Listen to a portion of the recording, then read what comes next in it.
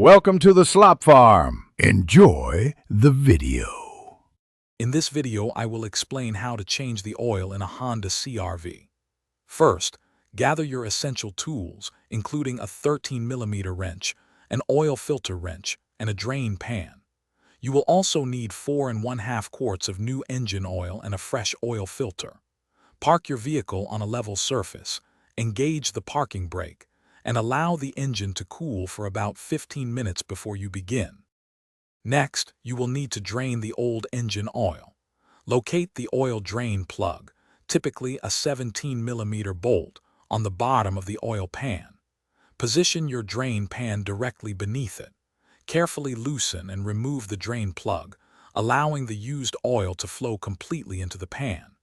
This process usually takes about 10 to 15 minutes to ensure all the old oil is removed.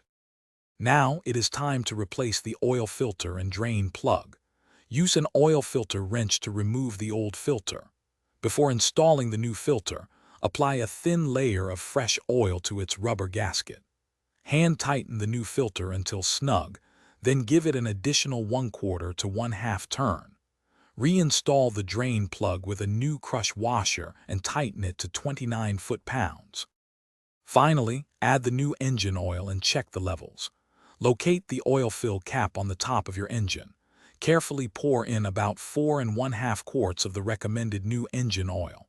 Replace the oil fill cap securely. Start the engine and let it run for a few minutes, then turn it off.